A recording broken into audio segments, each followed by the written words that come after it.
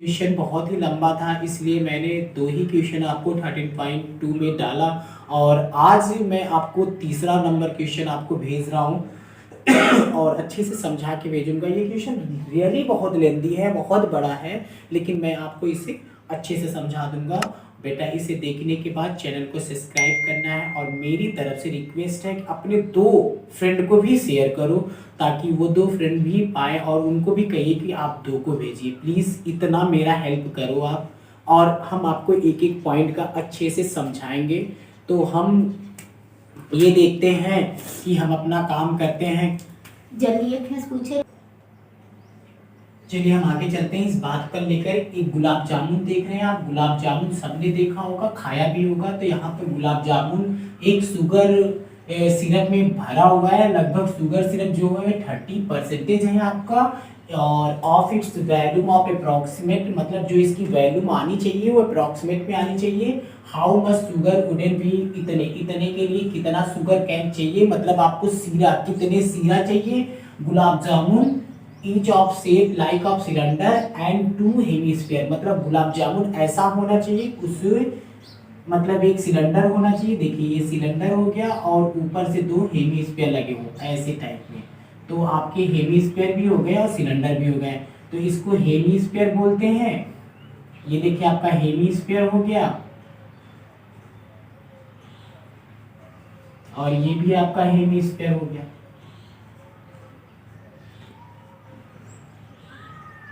Hemisphere के, और ये आपका सिलेंडर हो गया। तो ये 2 चीजें आपको जो कहा था कि जो गुलाब जामुन का शेप हो लाइक ऑफ सिलेंडर हो और हेमिस्फीयर हो, तो हमने देखे सिलेंडर बनाया और हेमिस्फीयर बना दिया। अब हेमिस्फीयर, और एक बात और बता दें, आपकी फिगर में आपकी किताब में ऐसा एक जार बना होगा, इसमें ऐसे शुगर सिरप भरे होंगे, आई मीन सीरा भरा होगा, चाशनी जिसे बोलते हैं वो भरा होगा। तो इसमें कुछ इस तरह से ऐसे से भरे होंगे, ऐसे ऐसे पूरा भरा होगा, इस तरह से आपका भरा होगा। ऐसे ढेर सारे गुलाब जामुन उसमें भरे होंगे, ठीक है। तो ये क्लियर आपको समझ आ गया होगा कि डायग्राम तो क्लियर है। अब इनकी मेजरमेंट देखते हैं और लगभग इसमें हमारे पास मेजरमेंट जो है वो देखते हैं कितना कितना है। इसमें बोला है कि 5 सेंटीमीटर आपकी जो लेंथ है और 2 पॉइंट कितना है। तो आपने h बराबर यहाँ पर लिखते हैं हाइट ऑफ सिलेंडर, क्योंकि हाइट है आपकी, तो लेंथ ऑफ सिलेंडर ले लेते हैं। लेंथ ऑफ सिलेंडर देखिएगा, अच्छे से समझिएगा, बहुत अच्छा चलेगा। सिलेंडर कितना है 5 सेंटीमीटर और उसका डायमीटर कितना है आपके पास, चाहे डायमीटर सिलेंडर का हो और चाहे हेमिस्फीयर का हो। तो ये पूरा यहाँ भी डायमीटर वही होगा। तो यहाँ का जो डायमीटर है d बराबर आपका कितना है, मैं लिख देता हूँ फिर से। डायमीटर जो आपका था, ये तो आपका वर्क है, आप भी लिख सकते हैं। डायमीटर था 2.8 सेंटीमीटर, तो रेडियस होगा, रेडियस जो होगा आपका 2.8/2 कर देंगे, काट देंगे 1.4 सेंटीमीटर आ जाएगा। मतलब यहाँ का जो r था वो 1.4 और यहाँ का भी r जो था 1.4 आ गया। तो ये टोटल सिलेंडर की लेंथ नहीं थी, यहाँ पर बोला विथ लेंथ कितना है 5 सेंटीमीटर। तो जो लेंथ होगा वो आपका 5 सेंटीमीटर। ये लेंथ जो है ये पूरा है यहाँ से लेकर यहाँ तक। तो यहाँ पर हम सिलेंडर न लिखकर हम ये लिख देते हैं लेंथ कितना है, टोटल, टोटल लेंथ ऐसे लिखते हैं। टोटल लेंथ जो थी ये आपकी 5 सेंटीमीटर हो गई। अब आप क्या लिखेंगे, सिलेंडर की हाइट। तो height of cylinder, height of cylinder, तो हाइट ऑफ सिलेंडर जो होती है टोटल हाइट में से, टोटल हाइट आपकी 5 थी और यहाँ से और यहाँ तक की जो इसकी होगी -1.5, फिर -1.5। तो आप अच्छी तरह जानते हैं ये दोनों को जब आप जोड़ देंगे, माइनस माइनस प्लस होता है, तो आपका क्या आ जाता है 2.8 आ जाता है। और 2.8 को जब माइनस कर देते हैं तो 2.2 सेंटीमीटर आ जाता है।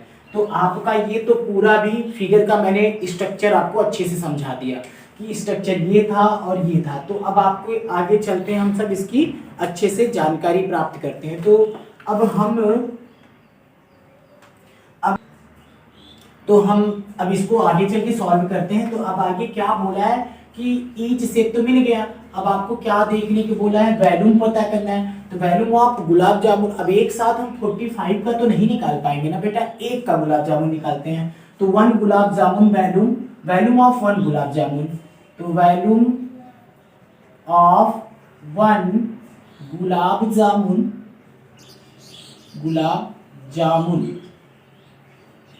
तो एक गुलाब जामुन को जब हम निकालते हैं तो बेटा आपको अच्छी तरह पता होगा कि उसमें क्या क्या है।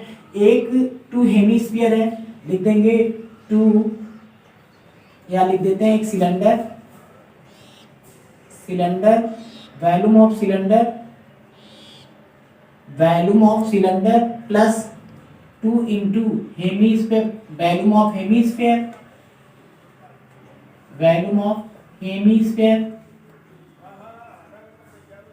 हेमिस्फीयर। ये वैल्यूम ऑफ सिलेंडर का सूत्र होता है बेटा पाई आर स्क्वायर एच, और 2 है, और हेमिस्फीयर का वैल्यूम जो होता है वो क्या होता है आपके पास 2/3 पाई आर क्यूब होता है।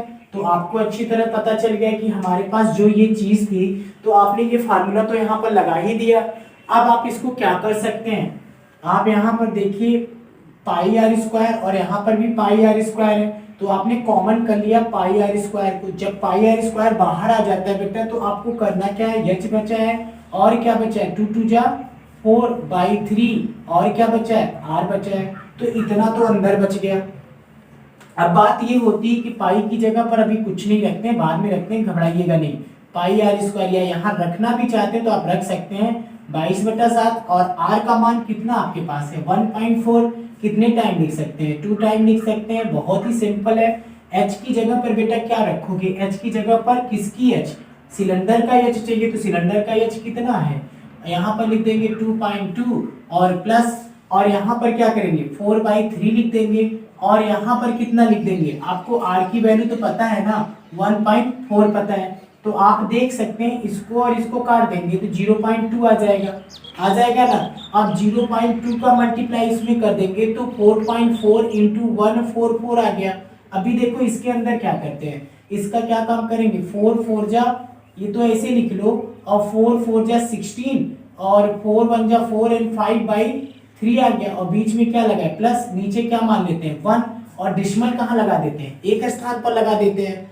तो आपने देखा कि क्या है 4 4 जा 16 और 4 1 जा 4 और इन 5/3 हो गया। तो बेटा इसके आगे का तो अब मैं इससे हट जा रहा हूँ, अच्छे से स्किप कर। अब मैं यहाँ पर पहुंच गया, तो यहाँ पर हमारे पास क्या था, ये हम चल देते हैं। अब इसके आगे के लिए इसको हम इरेज कर रहे हैं, इधर का इधर देखिएगा। तो अब इसके आगे मैं लगा के बताता हूँ आपको।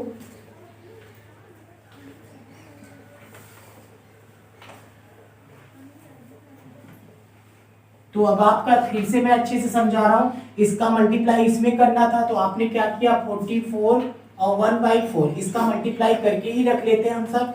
तो अगर नहीं भी करना चाहेंगे तो भी आपका अच्छे से आ जाएगा। तो 4 4 जा कितना हो जाता है 16 हो जाता है, 4 4 जा 16 एंड 17 हो जाता है, और 1 4 हो जाता है, और 4 हो जाता है। तो 6 11 और यहाँ पर कितने आ गए 5 आ गए, और 6 आ जाएंगे। तो आप फिर से कर लीजिए 4 4 जा 16, 4 4 जा 16 17, 1 4 1 4, और यहाँ पर 6 11 और ये 5 और एक 6 हो गया। कितने स्थान पर डेसिमल 2 स्थान पर लग जाते हैं। तो आपने देखा कि आपके पास क्या आ गया है 6.1 आ गया, 616, और क्या हो जाता है मल्टीप्लाई। फिर इसको और इसको जोड़ लेते हैं। तो जोड़ेंगे कैसे, पहले तो इसको हल करना पड़ेगा। 6 और 6 हो गया, और यहाँ पर क्या प्लस 5.6 हो गया, बटा कितना हो गया बेटा 3 हो गया। अब आप अच्छी तरह जानते हैं क्या करना है हमें, ये देखिए 6 में 6 जोड़ देंगे 12 आ गया, और 5 और 6 जोड़ देंगे 11, और ये क्या आ जाएगा 12 आ जाएगा। यहाँ पर आपने रख दिया, और ये हो गए 3। अब नीचे क्या मान लेते हैं 1, तो ऊपर का ऊपर और नीचे का नीचे मल्टीप्लाई हो गया। अब आपने सिंपल तरीके से कर लिया, 6 का 12 हो गया, और ये कितना हो गया 11 हो गया 12 हो गया। यहाँ तक तो सही है। अब इसका हम मल्टीप्लाई करके आराम से लिख लेते हैं बहुत ही सिंपल तरीके से। 2 6 जा 12, 2 1 जा 2, 2 and 3, 2 6 जा 12, फिर वही आएगा 3 1 12, 6 1 6, 2 and 5 6 3 9 and 11, और यहाँ पर कितना 1 2 3 and 4, 4 and कितना हो गया 5 हो गया, 6 और ये कितना हो गया 7 हो गया। तो फिर से एक बार चेक कर लो, 6 2 जा 12, 6 2 1 12 एकदम सही है। 2 का 2, 3 का 5, 3 5 11, और यहाँ पर 2 and 3 and 4 and 5 6 6 7, तो आपके पास आ गया 7 1 5 2। अब डिसिमल कहाँ लगाना है 1 2 3, यहाँ पर लगा देते हैं, इतना आ गया। सेमी क्यूब, ये आ गया 1 गुलाब जामुन का। तो आपको ये पता चल गया, अभी हमें तो 1 गुलाब जामुन फाइंड किया है, अभी तो मुझे कितने गुलाब जामुन फाइंड करने हैं 45। तो लिखेंगे volume of 45 gulab jamun, volume of 45 gulab jamun. तो बेटा एक एक पॉइंट ही क्लियर है। अब यहाँ पर वॉल्यूम ऑफ 45, तो 45 लिखना पड़ेगा, 45 मल्टीप्लाई जितना है उतना को भी आप लिख दीजिए, बटा कितना कर दीजिए 3 कर दीजिए, 3 से इसको काट देंगे तो कितना आ जाएगा बेटा 15 आ जाएगा। तो आपका यहाँ पर 15 मल्टीप्लाई 7 5 1 5 2, ये आ गया कितने का 45 गुलाब जामुन का। क्लियर हो गया। अब आप क्या करते हैं, यही 45 गुलाब जामुन जो थे वो किस में मिले हुए थे 30% शुगर सिरप में। तो हमें क्या लिखना था अप्रोक्सीमेटली हाउ मच शुगर, कितना शुगर चाहिए। तो पहले तो ये देख लें कितने शुगर हैं हमारे पास। तो अब यहाँ पर हम ये लिख देते हैं कि हमें 45 गुलाब जामुन के लिए कितना शुगर चाहिए। तो लिखेंगे 30% शुगर सिरप, शुगर सिरप जो 30% शुगर सिरप के लिए क्या होगा, आप यहाँ क्या काम करेंगे 15 75 1 5 2, और ये जब 30% है ना, तो परसेंटेज हटाने के लिए आपको करना क्या पड़ता है बेटा 100 करना पड़ता है। तो आप अब समझ चुके होंगे कि मुझे अब करना क्या है, किस तरह से काटना है। तो आप इसका मल्टीप्लाई इसमें और फिर 30 का और 10 से ये कर देंगे, ये देखिए कट गया। अभी आपको किससे मल्टीप्लाई करना है 5 3 जा 45 और इसमें कर देते हैं। तो पहले हम देखिए लिखते हैं 7 1 7 5 1 5 2 में 15 3 जा 45, तो 45 कर दिए। अब यहाँ पर आपने गुणा करना शुरू कर दिया, 5 2 जा 10, 5 5 जा 25, 25 में 1 प्लस कर दीजिए 16, 5 1 जा 5 7, 5 5 जा 25, 5 5 के 25 का 5 5 7 जा 35, 35 का कितना जोड़ देते हैं 35 और 2 37। अब यहाँ पर 4 2 जा 8 20, 4 1 जा 4 6 4 20, 4 8 जा 28 और ये 30। तो आपका कम से कम तो पहुंच रहे हैं आप आंसर के पास, 4 7 8 हो जाएगा, ये हो जाएगा 11 और ये हो जाएगा 7 8 हो जाएगा, और यहाँ पर 3 और ये 3। तो लगभग आपका आंसर पहुंच चुका है।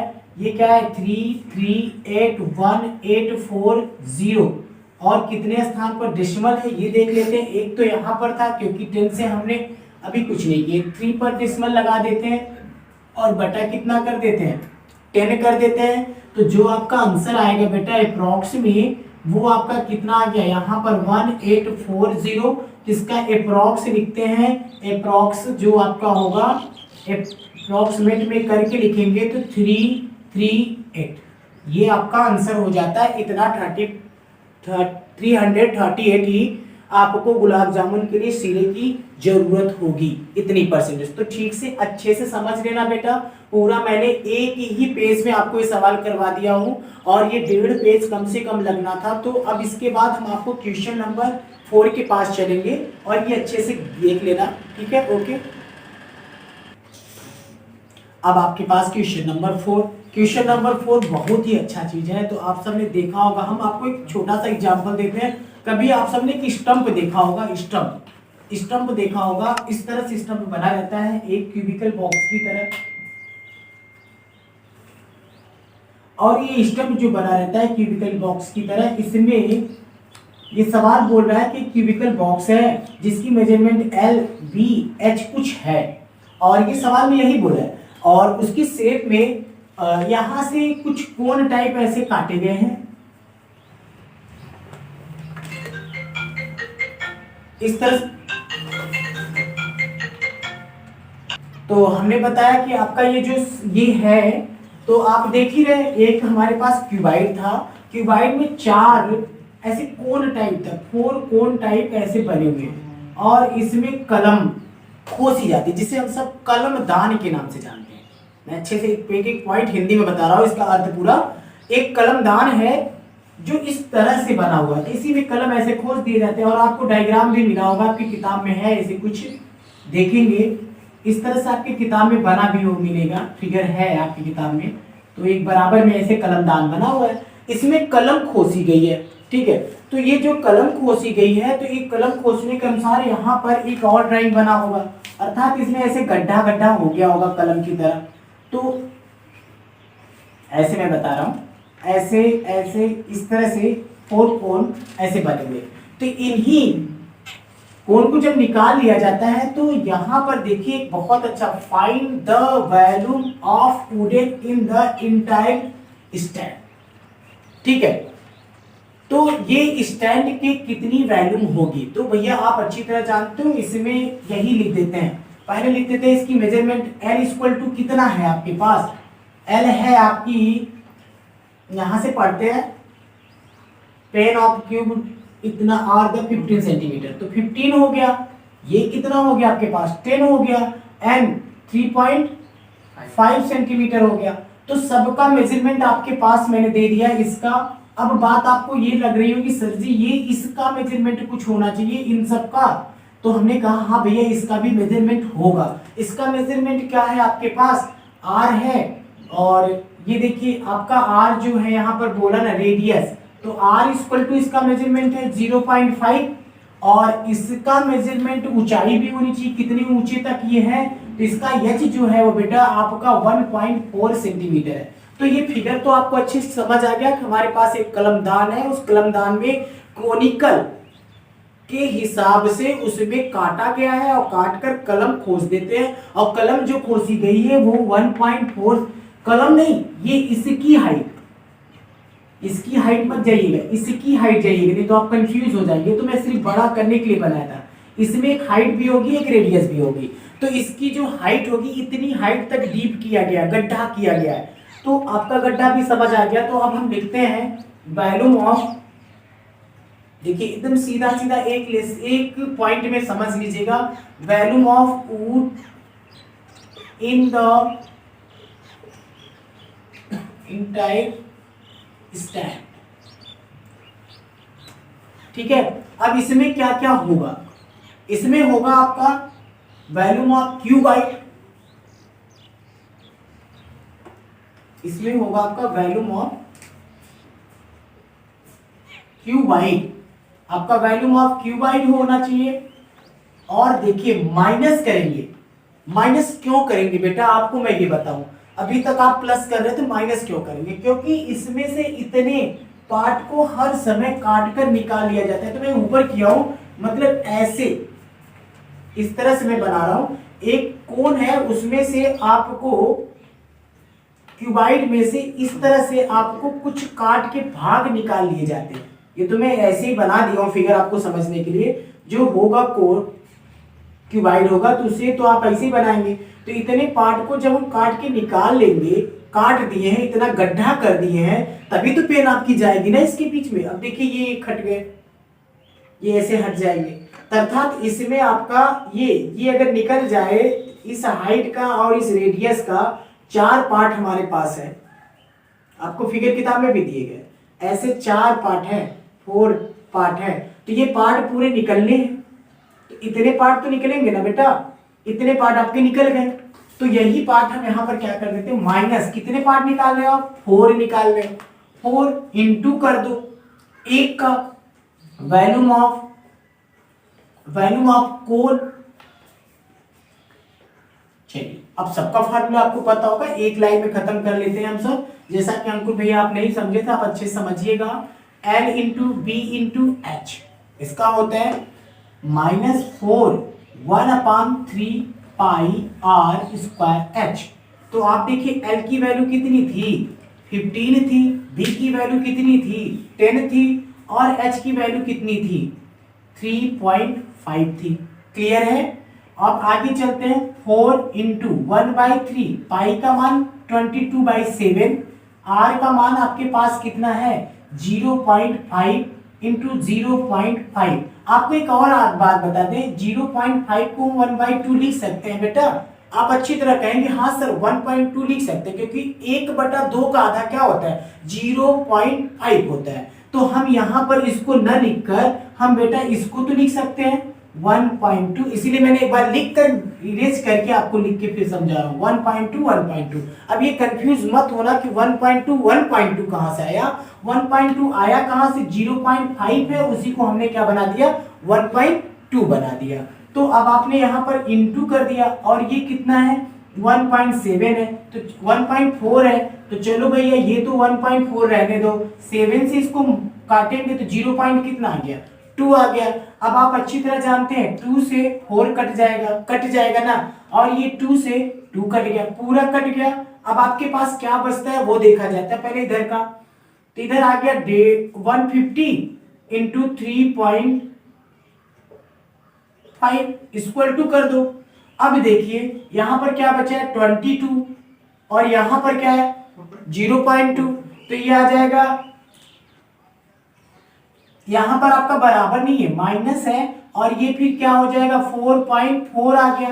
क्लियर समझ आ रहा है। यहां पर बचा क्या बेटा आपके पास सिर्फ 3 बचा है, ठीक है। अगर हम यहाँ 3 बचा तो इसका मल्टीप्लाई पहले कर लेते हैं। चलिए हम करते हैं कहीं मल्टीप्लाई। तो यहां पर हम जब मल्टीप्लाई करने बैठते हैं थोड़ा सा टाइम लगेगा। 0 5 5 या 25, 5 1 जा 5, 5 और 2 7, 3 0 0, 3 5 या 15, 3 1 जा 3 एंड 4 0 5 12 5। तो यहां पर कितने आ गए 525।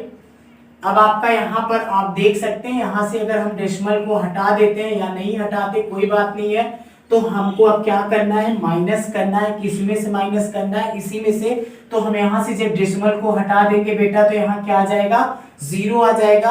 अब आप अच्छी तरह जानते हैं 44/3 30 है, तो 44/30 का अगर हम इसमें से हटाना भी चाहेंगे तो भी हमारा आ सकता है।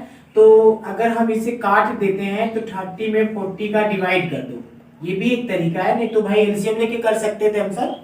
तो यहाँ पर कितना आ जाएगा 1 टाइम जाएगा, यहाँ पर बचेगा 4, यहाँ पर बचेगा, यहाँ 0 कर देंगे, यहाँ पर जाएगा 4 टाइम 120 हो जाएगा 0, यहाँ पर कितना आ जाता है 2 और ये 0 6 टाइम, तो काफी है 1.46। अब 1.46 में आपको क्या करना है, इसको माइनस करना है।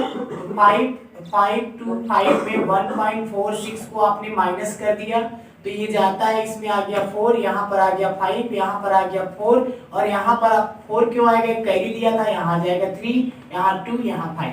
तो आपका जो आंसर आ जाता है 523.54 सेमी क्यूब। तो ये आपका क्लियर होता है, ध्यान से समझिएगा। पहले फर्स्ट ऑफ ऑल इसका आपने डिवाइड कर लिया, देखिए डिवाइड मैंने करके दिखाया है। फिर उसके बाद आपको जो भी आया कटेगा नहीं, 2 डेसिमल प्लेस तक हम गए हैं बस, और उसके बाद जितना आया उसको हमने माइनस करके भी आपको समझा दिया। माइनस जब किया तो हमारे पास जो आंसर आए कुछ इस तरह से आए, यही बुक में आपके आंसर आ रहे होंगे। अगर डेसिमल के बाद 1-2 अंक आगे पीछे है तो घबराइएगा नहीं, आपका करेक्ट होता है वो। तो ये आपका क्वेश्चन नंबर 4 भी हमने कंप्लीट किया। आज बेटा हमारे पास फिर मैं आपको क्वेश्चन नंबर 5 लिया। अभी तक हमने थर्ड बताया, फोर्थ बताया, फिफ्थ बता रहा हूँ, अच्छे से समझना। ये बहुत ही अच्छा सवाल है। इसमें एक आपके पास एक वेसल्स, इस प्रकार का वेसल्स है, वो आपका एक कोन टाइप है, लीड जिसे बोलते हैं। तो कोन कुछ ऐसा है, कोन ये कोन टाइप का है और इसमें वाटर भरा है। तो ये वाटर कुछ इसमें वाटर है और इसमें एक गोली डाली जाती है। आपको एक बढ़िया से हिंदी में समझा रहा हूँ। इस वाटर के अंदर गोली फुल किया जाता है और ये यहाँ तक का वाटर था। तो इसमें वो बंदे ने कहा यार कि इसमें कितनी मैं गोली पुट कर दूं, ऐसे ऐसे गिरा दूं। तो इसमें कितनी इस टाइप की गोली 0.5 सेंटीमीटर, मतलब एक का क्या रेडियस होगा 0.5 होगा। तो ये देखिए है भी 0.5 रेडियस की एक गोली है, कहाँ गई गिरी, सेंटीमीटर की ड्रॉपेट की जाती है, मतलब इसमें छोड़ी जाती है। तो भाई देखिए ऐसे छूट रही है, देखिए आके इसमें भर गई। तो इसे भरने के बाद ये पानी कुछ यहाँ तक पहुंचेगा, मतलब 1/4, ये इसके कैपेसिटी का 1/4 हो जाए। तो कितनी गोली डालने के बाद इसकी वैल्यूम का 1/4 हो जाए, किसकी वैल्यूम का, कोन के वैल्यूम का 1/4 होना चाहिए। तो यार अब पता करना पड़ेगा भाई, कई गोली हम रखें, कई ठू गोला गोला रखें, कुछ बेसिन में डालने के बाद 1/4 हो। तो यहाँ पर देखिए मैं एक लाइन में इसको क्लियर करता हूँ, number of lead should drop, ठीक है। तो चलिए लिखते हैं, नंबर ऑफ कितने होने चाहिए, number of lead, number of lead, number of lead जो भी है शुड ड्रॉप। तो हम यहाँ number of lead and should drop equal to आप अच्छी तरह जान लीजिए कितना, into volume of cone, volume of cone. तो आप अच्छी तरह जान गए कि number of lead should drop मतलब नंबर ऑफ लीड कितना हम उसमें डालेंगे कि वह कितना हो जाए, ठीक है। इसमें हम कितना